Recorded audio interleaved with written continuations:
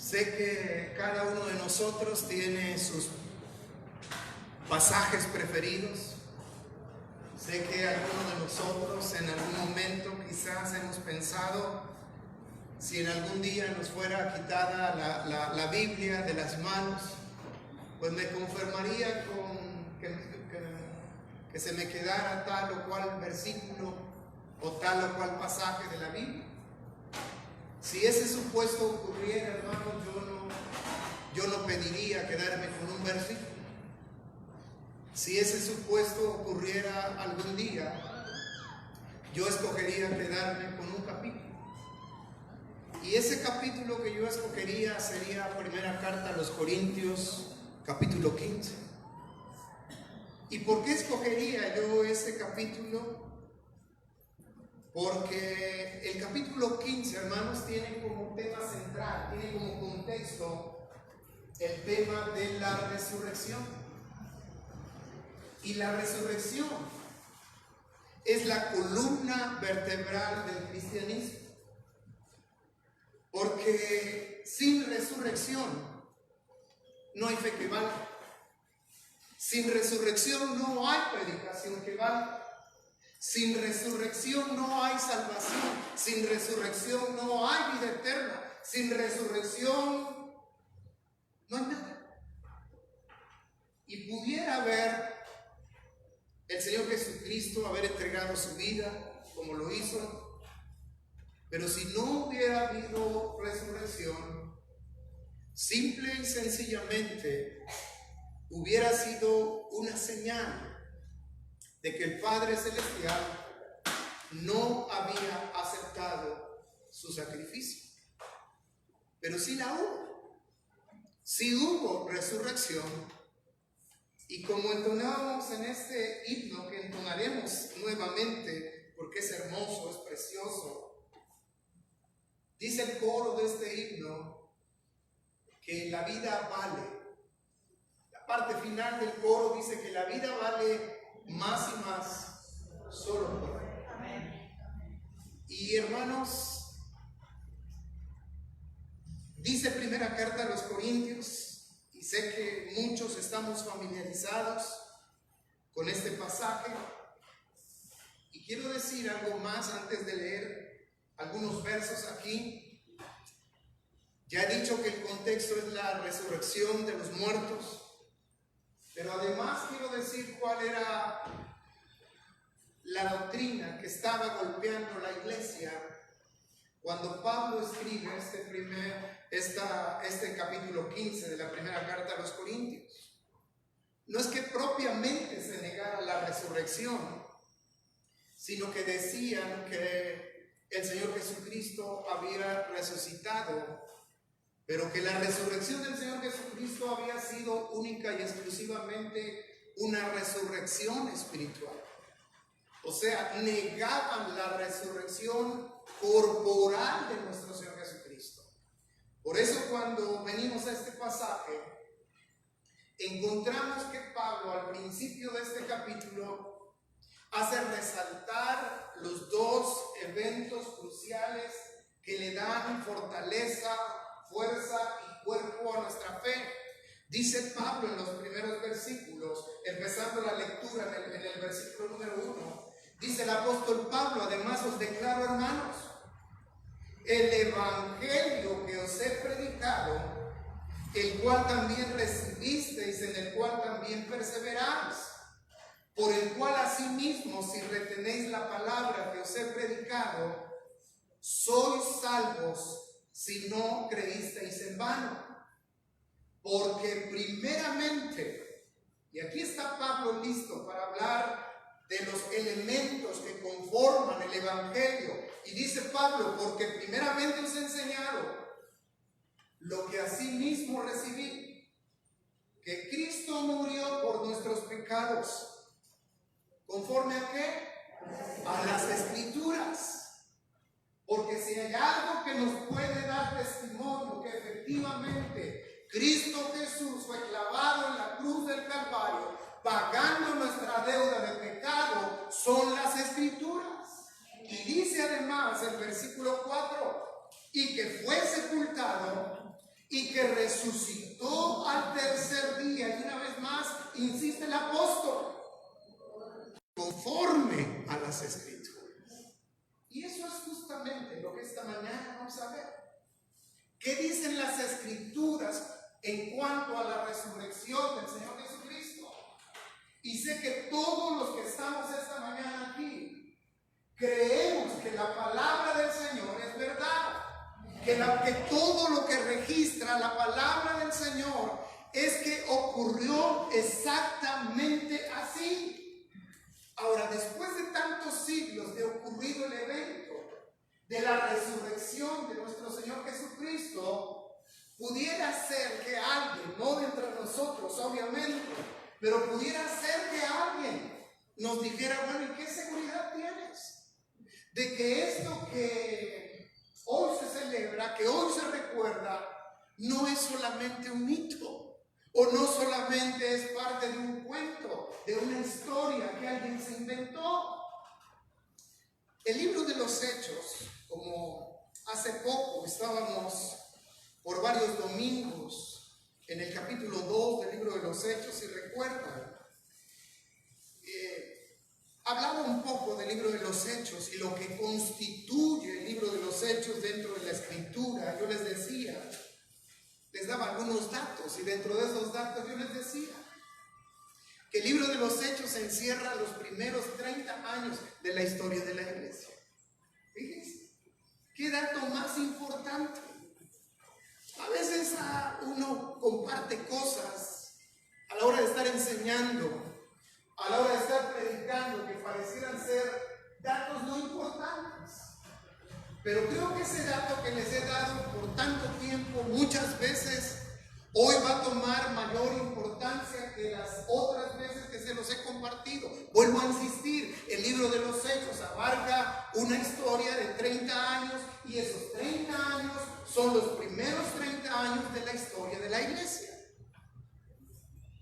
En el capítulo 2 del libro de los Hechos, en el versículo número 23 y versículo número 25, dice la Escritura, vamos a ver los diferentes testimonios de la resurrección del Señor Jesucristo. Y dice la Escritura, a entregado por el determinado consejo y anticipado conocimiento de Dios, prendisteis y matasteis por manos de inicuos, crucificándole, el cual, verso 24, Dios levantó. Está hablando de la resurrección, suelto los dolores de la muerte, por cuanto era imposible que fuese retenido por ella. Porque David dice de él, veía al Señor siempre delante de mí, porque está a mi diestra, no será conmovido. Por lo cual mi corazón se alegró y se gozó mi lengua, y aún mi carne descansará en esperanza, porque no dejarás mi alma en el Hades, ni permitirás que tu santo vea corrupción. Me hiciste conocer los caminos de la vida, me llenarás de gozo con tu presencia. Varones hermanos, se os puede decir libremente del patriarca David, que murió y que fue sepultado, y su sepulcro está con nosotros hasta el día de hoy. Pero siendo profeta y sabiendo que con juramento Dios le había jurado que de su descendencia en cuanto a la carne levantaría al Cristo para que se sentase en su trono, viéndolo antes, ¿habló de qué? Habló de la resurrección de Cristo, que su alma no fue dejada en el Hades, ni su carne vio corrupción. A este Jesús resucitó Dios, y observen la parte final, de lo cual todos nosotros, ¿qué cosa? Somos testigos. Ahora, siento la necesidad ahora de recordarles la predicación de hace varios domingos atrás, cuando pasamos por este pasaje. Es la ocasión en la cual el Espíritu Santo toma como morada permanente a la iglesia. ¿Y cuál es el contexto? ¿Qué estaba ocurriendo en Jerusalén? Porque aquellos eventos se llevaron a cabo en Jerusalén. Habían venido de muchas partes judíos y prosélitos a celebrar una de las fiestas importantes de los judíos.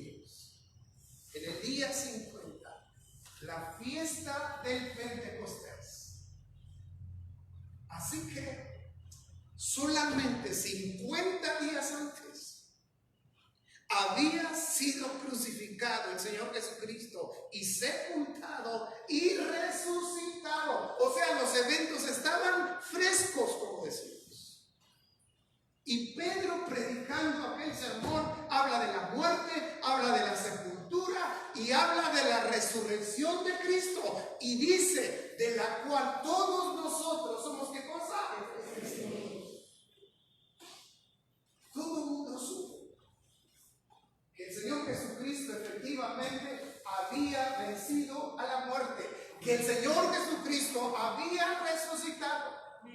Y los traigo aquí, hermanos, para que veamos cómo hay un punto de partida bíblicamente de manera reciente al evento de la resurrección del Señor Jesucristo. Hubo testigos, hubo muchos testigos. Cuando avanzamos en la lectura del libro de los Hechos y vamos al capítulo número 13 y al llegar al versículo número 30 dice de la siguiente manera: mas Dios le levantó de los muertos. Y vean lo que dice el versículo 31. Y él, hablando de Cristo, apareció durante muchos días a los que habían subido juntamente con él de Galilea a Jerusalén, los cuales, ¿qué, hermanos? Ahora son sus testigos ante el pueblo. Porque bien pudieran haber dicho en aquel entonces, el pueblo es un invento de estos cristianos, ¿verdad? Quieren todavía mantener vigente su doctrina, su creencia, su dogma, su religión, y por eso han inventado de que su Señor resucitó. Pero hubo muchos testigos, no solamente siendo la iglesia testiga de su resurrección, sino aún gente que no formaba parte de la iglesia. Y dice el verso 32: y nosotros también os anunciamos el evangelio de aquella promesa hecha a nuestros padres, la cual Dios ha cumplido a los hijos de ellos, a nosotros, resucitando a Jesús, como está escrito también en el Salmo 2. Está haciendo referencia a un salmo mesiánico, está haciendo referencia al Salmo capítulo número 2, donde dice: mi hijo eres tú, yo te he engendrado hoy. En cuanto a que le levantó de los muertos, para nunca más volver a corrupción, lo dijo así: os daré las misericordias fieles de la ley. Por eso dice también en otro salmo: no permitirás que tu santo vea corrupción, porque a la verdad David, habiendo servido a su propia generación según la voluntad de Dios, durmió y se reunió con sus padres y vio corrupción. Mas aquel a quien Dios levantó no vio corrupción. Sabed pues esto, varones hermanos, que por medio de él se os anuncia, ¿qué cosa? Perdón de pecados. Se anuncia el perdón de pecados. Y que de todo aquello de que por la ley de Moisés no pudiste ser justificados, en él, en Cristo, es justificado ¿quién? A todo aquel que cree. Y tengo una tercera cita aquí en el libro de los Hechos, capítulo 26, versículo número 19, dice la escritura: por lo cual, oh rey Agripa, no fui rebelde a la visión celestial, sino que anuncié primeramente a los que están en Damasco y Jerusalén y por toda la tierra de Judea y a los gentiles. Estoy en Hechos 26:20. Y a los gentiles que se arrepintiesen y se convirtiesen a Dios, haciendo obras dignas de arrepentimiento. Por causa de esto, los judíos, prendiéndome en el templo, intentaron matarme. Pero habiendo obtenido auxilio de Dios, persevero hasta el día de hoy, dando testimonio a pequeños y a grandes, no diciendo nada fuera de las cosas que los profetas y Moisés dijeron que habían de suceder, que el Cristo había de padecer, y ojo, y ser el primero de la resurrección de los muertos, para anunciar la luz al pueblo y a los gentiles. Ahora, todos nosotros sabemos a estas alturas que el Señor Jesucristo no fue el primer resucitado registrado en la Biblia. Desde el Antiguo Testamento se registran resurrecciones, varias resurrecciones. En los evangelios se registran también varias resurrecciones. En el momento que el Señor expiró, dice que los sepulcros fueron abiertos y los santos resucitaron. Pero ¿por qué fue el Señor el primero en resucitar? ¿Por qué se menciona de la manera en que Pablo lo menciona aquí en el verso 23 y ser el primero de la resurrección de los muertos? O Pablo lo menciona en 1 Corintios 15 como las primicias de los que durmieron. Porque hubo resurrecciones. Pero esas personas que fueron resucitadas volvieron a morir. Finalmente vieron corrupción. Y lo que hace diferente y lo que convierte al Señor Jesucristo como las primicias de los que durmieron es precisamente que Él resucitó para no volver a ver muerte. Y por eso nosotros hoy creemos no en un Cristo muerto, no en un Cristo crucificado, no en un Cristo sepultado, sino en un Cristo que vive y que reina para siempre. Amén. Que hoy está sentado a la diestra del Padre Celestial, intercediendo por cada uno de nosotros. Amén. Y hay evidencia. Si uno va a Lucas capítulo 24, no vamos a ir, pero si uno fuera a Lucas capítulo 24, uno encuentra una historia increíble en Lucas 24. La famosa historia que se conoce como el camino a Emaús. Ahí venían dos hombres camino y venían tristes. Y venían pensando en todas aquellas cosas que habían pasado. Porque justamente acababa el Señor Jesucristo de ser crucificado.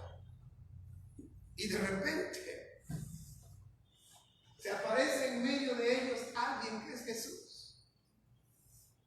Y es una evidencia. Una evidencia más del Señor Jesucristo siendo crucificado. Decía yo al principio, hermanos, que la resurrección es la columna vertebral del cristianismo. Pablo dice en 1 Corintios 15, por cierto, que ya no lo leímos hace rato, pero bien vale la pena leer, recordar lo que Pablo dice aquí. Y dice el verso 12, pero si se predica de Cristo, que resucitó de los muertos, ¿cómo dicen algunos entre vosotros que no hay resurrección de muertos? Es una pregunta. Porque si no hay resurrección de muertos, tampoco Cristo resucitó. Es así de simple. Y hace un planteamiento Pablo en el verso 14, donde dice: y si Cristo no resucitó, vana es entonces nuestra predicación, vana es también nuestra fe. Por eso decía al principio, si no hay predicación no hay nada. Si no hay predicación, estamos todavía muertos en nuestros delitos y pecados. Si no hay resurrección, no hay salvación. Si no hay resurrección, no hay vida eterna. Si no hay resurrección, estamos perdiendo esta mañana nuestro tiempo aquí. Pero dice la Escritura, verso 15, y somos hallados falsos testigos de Dios, porque hemos testificado de Dios que Él resucitó a Cristo, al cual no resucitó si en verdad los muertos no resucitan. Porque si los muertos no resucitan, tampoco Cristo resucitó. Y si Cristo no resucitó, insiste Pablo, vuestra fe es vana. Aún estáis en vuestros pecados, entonces también los que durmieron en Cristo perecieron. Si en esta vida solamente esperamos en Cristo, somos los más dignos de conmiseración de todos los hombres. Pero dice Pablo, les tengo noticias. Verso 20. Mas ahora Cristo, ¿qué? Mas ahora Cristo ha resucitado de los muertos. Primicias de los que durmieron es hecho, porque por cuanto la muerte entró por un hombre, también por un hombre la resurrección de los muertos. Porque así como en Adán todos mueren, también en Cristo todos serán vivificados. ¡Qué maravilla! Y luego empieza a hablar del orden de las resurrecciones. Siendo entonces, hermanos, tan abrumadora la evidencia de que realmente lo que dice la Escritura ocurrió, es verdad. Entonces podemos nosotros brevemente meditar lo que significa para nosotros la resurrección.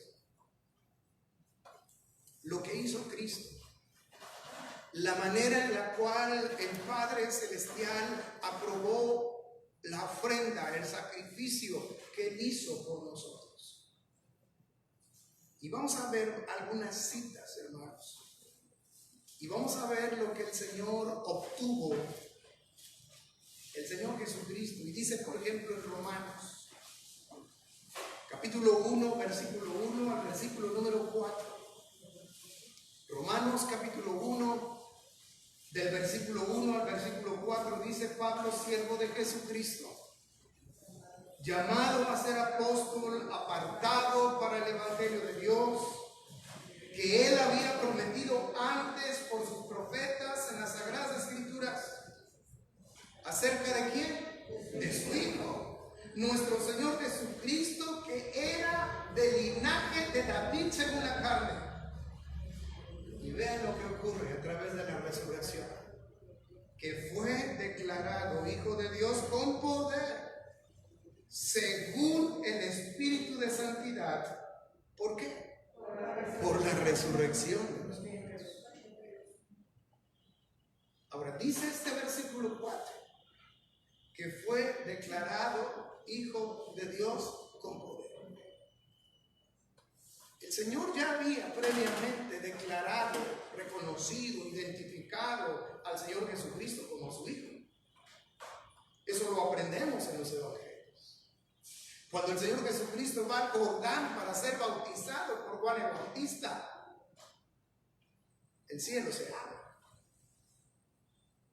y ven descender el Espíritu Santo como si fuese una paloma, y se oye una voz. Y esa voz decía, este es mi Hijo amado, en el cual tengo complacencia. Pero acá, después de la resurrección, hay una declaración diferente de parte de Dios, diciendo, este es Hijo de Dios con poder. Y la pregunta es, ¿cuál poder? Porque el Señor tenía poder antes de ser resucitado. Echaba fuera demonios, sanaba enfermos, controlaba la naturaleza, multiplicaba los alimentos. Dice en Efesios, capítulo 1, en una oración del apóstol Pablo, versículo 15 al versículo número 22, Pablo está hablando y dice en la Escritura, por esta causa también yo, habiendo oído de vuestra fe. ¿Qué cita les dije? Ok, Efesios 1:15. Pensé que había dicho otro libro. Doy tiempo para que lo encuentren. Es una oración. Pablo está orando por la iglesia en Éfeso. Y vean de qué manera ora Pablo. Y los elementos, las motivaciones por los cuales está orando en favor de la iglesia. Dice, por esta causa también yo, habiendo oído de vuestra fe en el Señor Jesús y de vuestro amor para con todos los santos, no ceso de dar gracias por vosotros, haciendo memoria de vosotros en mis oraciones, para que el Dios de nuestro Señor Jesucristo, el Padre de gloria, os dé espíritu de sabiduría y de revelación en el conocimiento de Él, alumbrando los ojos de vuestro entendimiento, para que sepáis cuál es la esperanza a que Él os ha llamado, ¿Y cuáles las riquezas de la gloria de su herencia en los santos? ¿Y cuál la supereminente grandeza de su poder para con nosotros? Empieza a hablar de poder. ¿Y cuál la supereminente grandeza de su poder para con nosotros, los que creemos? ¿Según qué? Según la operación del poder de su fuerza, la cual operó en Cristo, resucitándole de los muertos y sentándole a su diestra en los lugares celestiales. Él es declarado Hijo de Dios con poder. ¿Cuál poder? El poder que le levantó a él de los muertos. Y Pablo está orando precisamente para que la iglesia de Éfeso puedan hacer abiertos sus ojos, no los físicos, los ojos del alma, y poder comprender lo que implica, entre otras cosas, que Dios haya levantado de los muertos a su Hijo Jesucristo, nuestro Señor.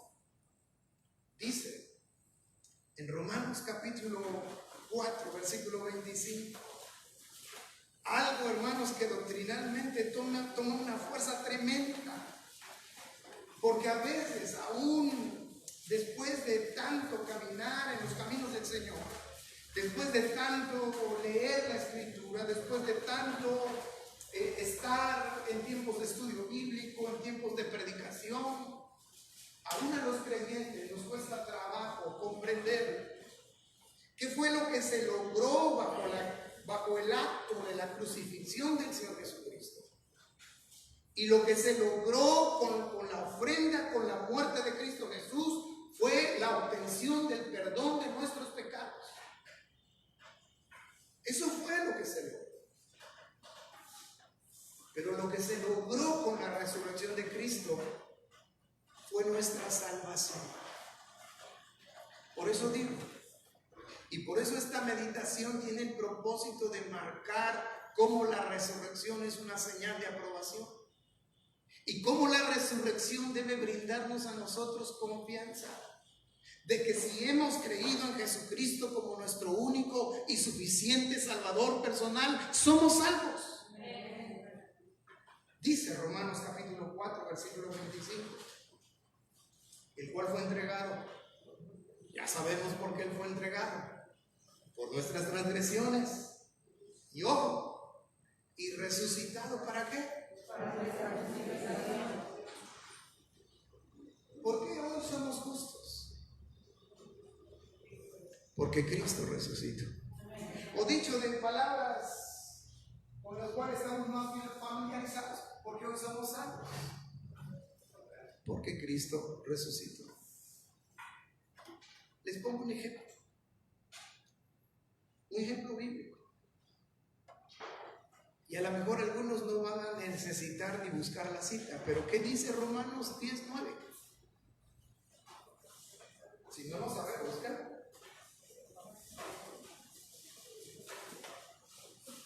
Les voy a dar un empujoncito mientras llega. Que si confesamos, ya se acordaron, que si confesamos, no, que si confesares, lo voy a tener que buscar yo para empezar. Que si confesares con tu boca, número 1, que si confesares con tu boca, ¿confesar qué? Hasta ahí. Que si confiesas con tu boca, si reconoces a Jesús como el único Señor, Él es el Señor. No hay más señores ni señoras. Él es el Señor. Si tus labios pronuncian lo que tu corazón está sintiendo, que Él es el Señor, ese es el paso número 1. ¿Y el siguiente cuál es?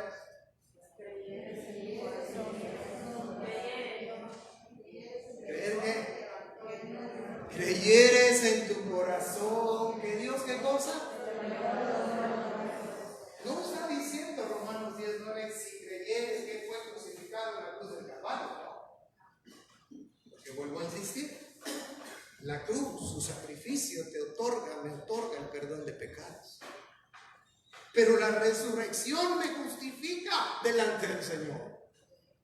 Si yo le confieso a Él como Señor, lo identifico y lo confieso como Señor, Y además creo que Dios le levantó de los muertos. El resultado es que soy salvo. Por eso decía al principio, si no hay resurrección, no hay nada. Por eso decía al principio que la resurrección es la columna vertebral del cristianismo. Nos quitan la resurrección y no queda nada. Si nos quitan la resurrección, el Señor Jesucristo sería como un mártir más. Y la historia está llena de mártires. De gente que ha ofrendado su vida por alguna causa, X causa. Si Jesucristo no hubiese resucitado, entonces el Señor Jesucristo solamente sería un gran maestro. Porque hay muchos que así toman a Jesús como un gran maestro, como un gran hombre. Pero no. Jesucristo es Señor. Y Jesucristo es Salvador porque Él resucitó al tercer día, como dicen las Escrituras. Ahora, hermanos, quiero concluir esta tarde tratando de hacer una aplicación a nuestra vida. Porque no tan solo se trata de que vivamos seguros de que somos salvos, de que somos hijos de Dios. Es importante, sí. Pero quiero que observen algo que ocurrió el día de la resurrección del Señor Jesucristo. Marcos, capítulo 14. Evangelio de Marcos, capítulo 14.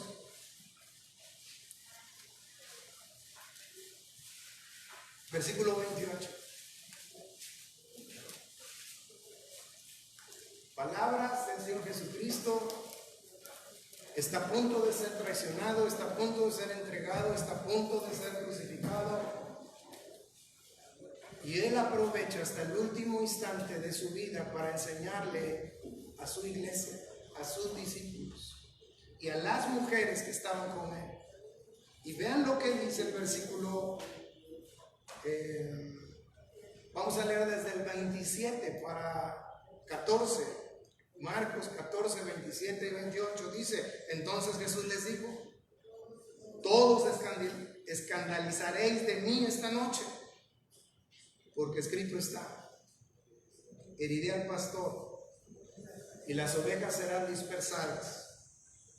Y dice el verso 28: pero después de que haya, ¿qué cosa? Después de que haya resucitado, ojo, iré delante de vosotros. ¿A dónde? Capítulo 16 de Marcos.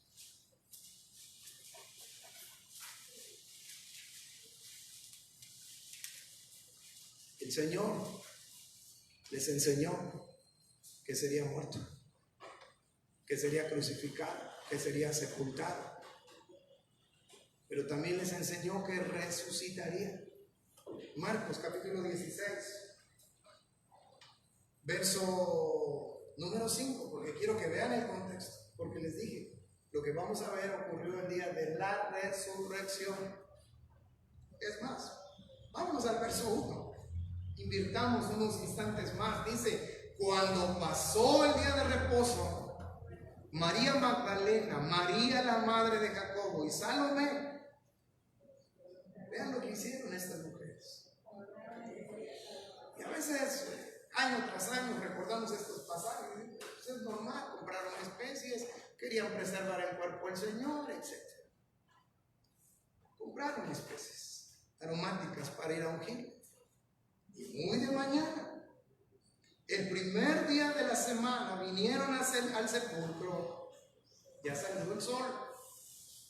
Pero decían entre sí: ¿quién nos removerá la piedra de la entrada del sepulcro?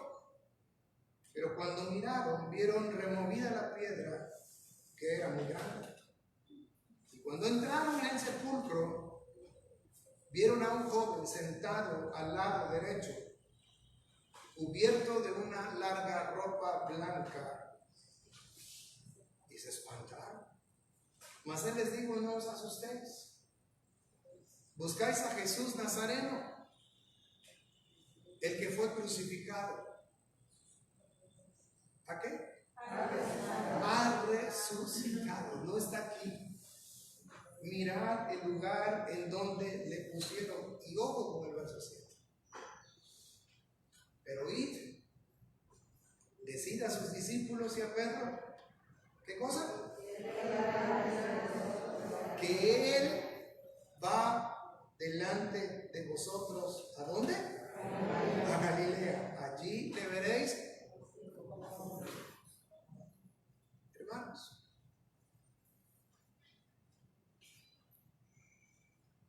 la enseñanza del Señor Jesucristo debió haber estado fresca en la vida de los suyos.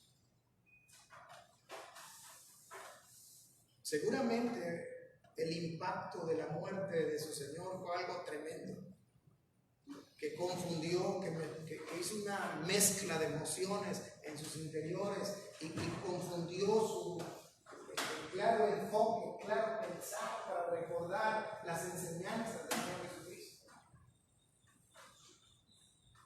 2000 años después nosotros estamos recordando este evento de la resurrección del Señor Jesucristo.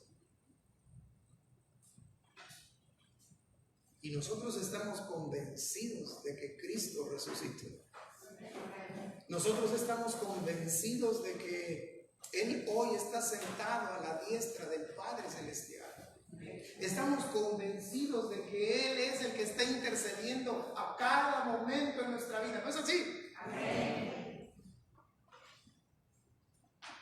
Pero a veces se nos olvidan sus enseñanzas. A veces se nos olvida sus promesas. A veces se nos olvida lo que las Escrituras nos dicen a nosotros como iglesia. Aquellas mujeres solamente tenían algo en su mente: ir a ungir el cuerpo. Solamente pensaban en Jesús, pero muerto.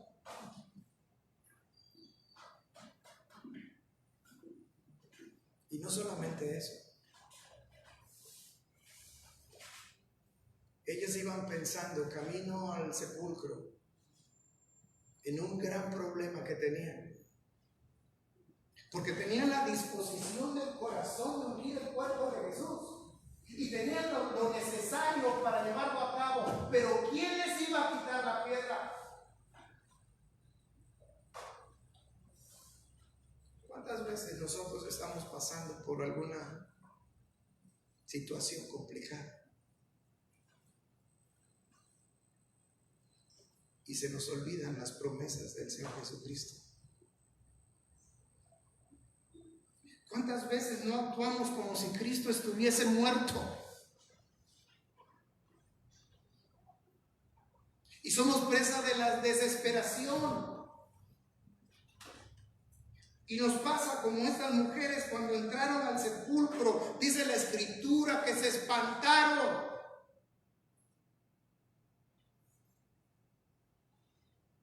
Es bueno recordar que hoy Cristo obtuvo la victoria sobre la muerte. Pero es más bueno recordar, hermanos, que nuestra fe está basada en una verdad.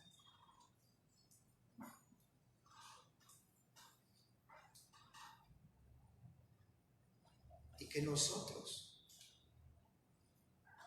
ese Señor que hoy está sentado a la diestra del Padre Celestial intercediendo por nosotros, nos dejó un legado llamado la Escritura, y entre ese legado nos dijo: en el mundo tendréis. No nos prometió una vida llena de felicidad, sin problemas, con todos los asuntos resueltos, ¿o sí? El Señor nos dijo: en el mundo tendréis aflicción. Eso. Pero nos dijo algo que debemos, ¿qué? Confiar. Debemos confiar.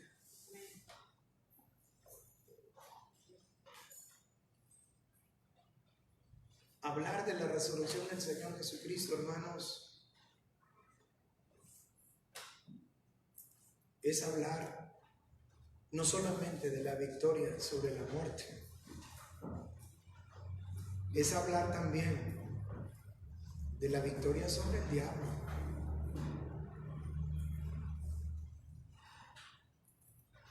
Y dice la Escritura que nosotros somos más que vencedores.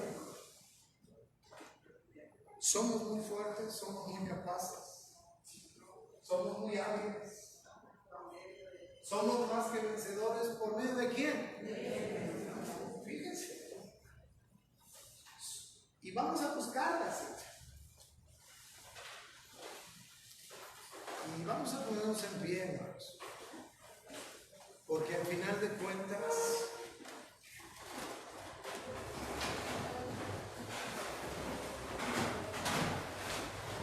Romanos capítulo 8,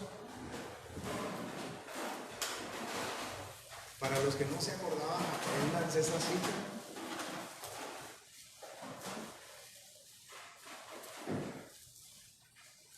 Romanos 8, 37. Ay, ya nos dijo el capítulo, pero ¿qué versículo será?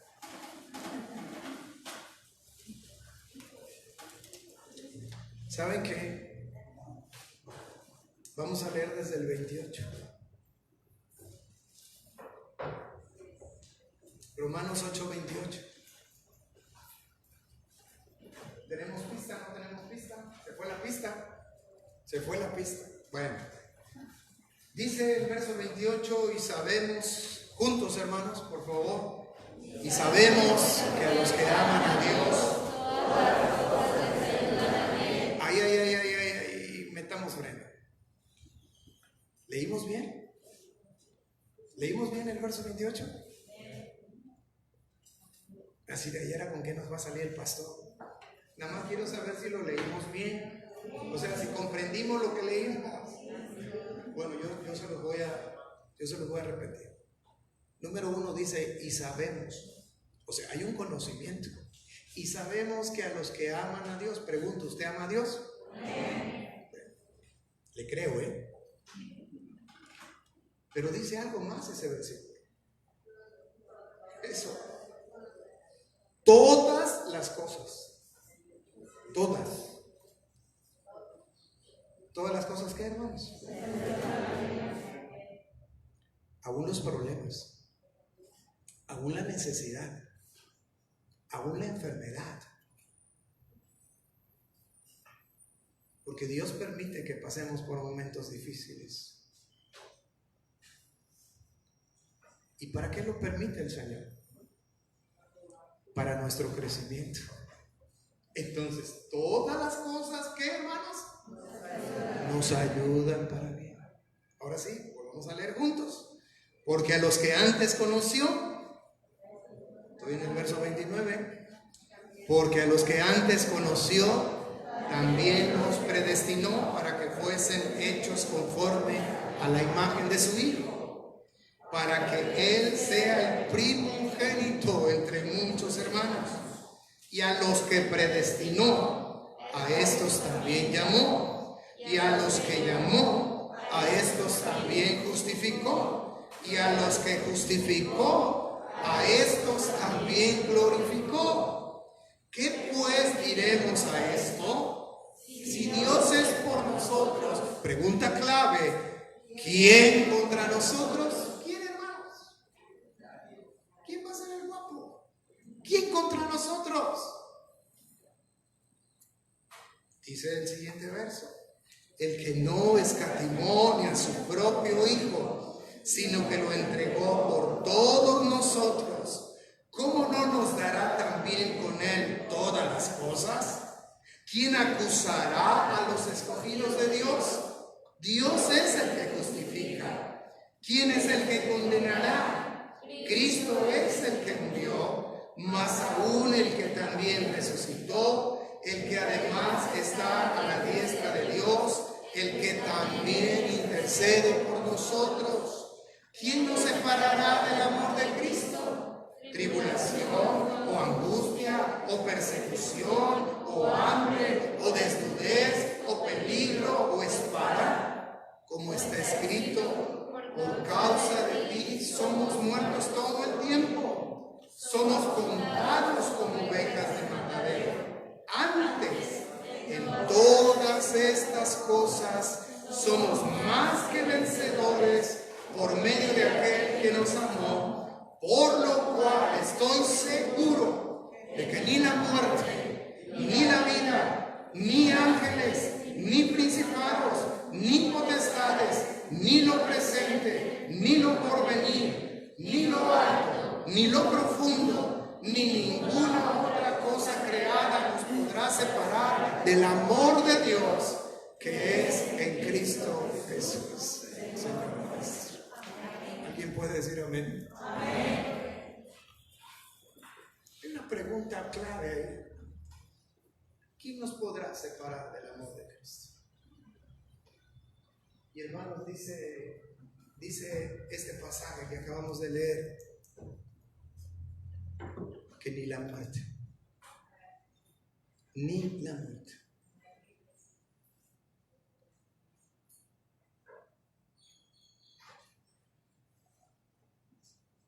El himno que entonamos antes de la predicación dice que la vida vale más y más.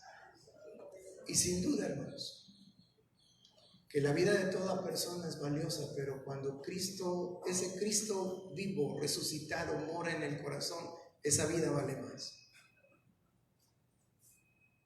Vale mucho más. Y probablemente nos llegue la muerte en algún momento. Y digo probablemente, usted sabe por qué digo probablemente. No porque me crea yo Highlander, no me creo inmortal. Digo probablemente porque pudiera ser que no hubiéramos muerte, que el Señor Jesucristo viniera antes por su iglesia.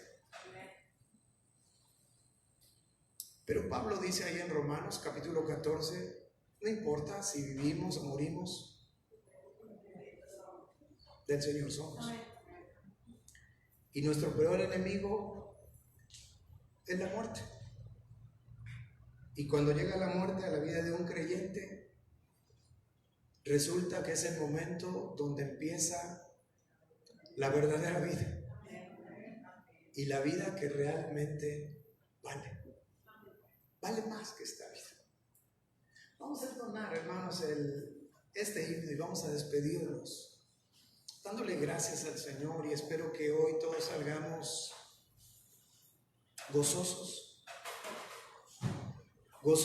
porque un día Dios nos dio la oportunidad de conocer al Señor Jesucristo, y hoy Él es nuestro Señor, Él es nuestro Salvador, y en la plena seguridad de que si un día abandonamos este cuerpo, iremos para estar con Él por la eternidad. Amén.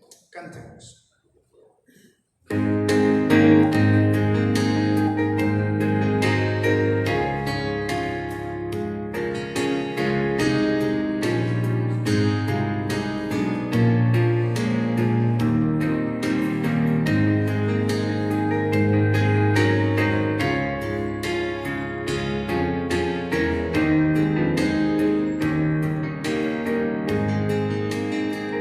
Dios nos envió a su Hijo Cristo, Él es salud, paz y perdón, vivió y murió por mi pecado, vacía está la tumba porque Él triunfó.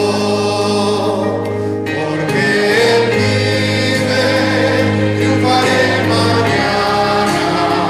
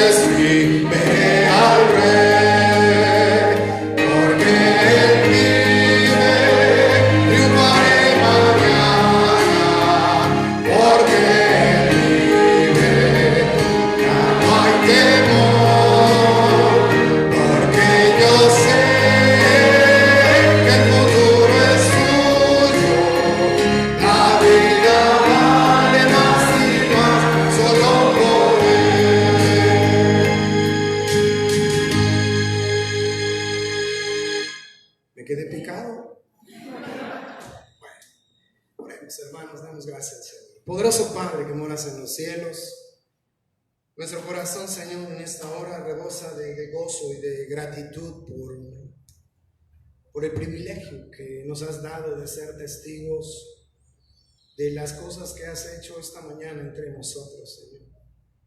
Gracias, Padre, porque aunque no fuimos testigos presenciales de la muerte ni de la resurrección de nuestro Señor Jesucristo, hoy a través de la fe, Señor, tú nos das esa firme convicción, esa firme seguridad de que cada parte de tu palabra es inspirada por ti y que cada parte de tu palabra, Señor, está impregnada de verdad, que cada relato contenido en las Sagradas Escrituras no es un mito, no es un cuento, no es una leyenda, no es una novela, sino que está basado en hechos reales, Señor. Gracias por el sacrificio hecho por nuestro Salvador, pero gracias, Señor, también por la victoria, porque no permitiste, Señor, que tu Hijo, nuestro Salvador, se mantuviera preso por la muerte, sino por el contrario, Señor, que así como Él ha roto las cadenas del pecado, asimismo, Señor, Él rompió las cadenas que no lo pudieron mantener atado a la muerte, Señor. Y bajo esa verdad es que nuestros corazones hoy están llenos no solamente de convicción, llenos de alabanza hacia ti, pero también llenos de gratitud. Nuestro ruego, Señor, y mi ruego por la vida de todos nosotros, es que aún en los momentos más difíciles de nuestra vida, tú nos traigas al corazón y nos traigas a la mente cada una de tus promesas, Señor. Y tú nos has prometido, Padre, una vida, no nos has prometido una vida sin problemas, sino que nos has invitado a hacer una sola cosa, que es a confiar en ti, Señor.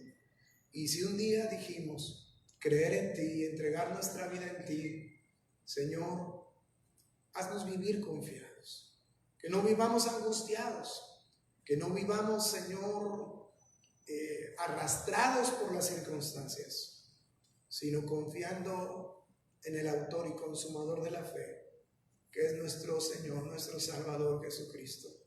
Gracias por la vida de todos los que han estado aquí presentes. Gracias por la vida de nuestras visitas también.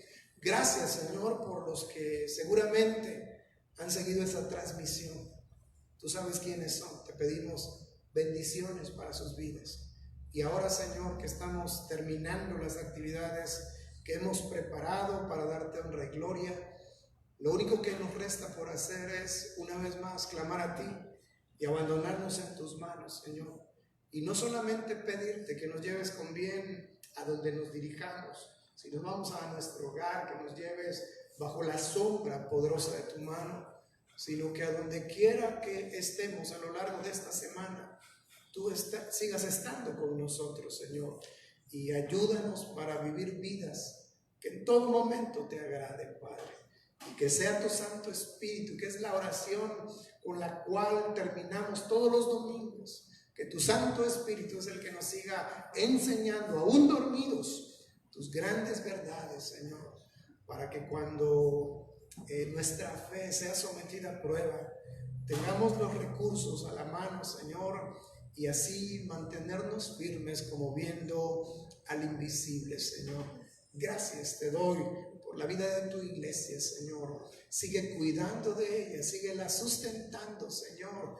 Y gracias por la vida de cada uno de los que conforman esta iglesia, Señor, porque son los instrumentos que tú utilizas para bendecir no solamente mi vida, sino la vida de muchos, Señor. Así que te damos gracias, todos te damos gracias en el poderoso nombre de nuestro Salvador, en el cual hemos suplicado y agradecido todas estas cosas, y es en el poderoso nombre de nuestro Salvador, nuestro Señor Jesucristo, y todos decimos amén.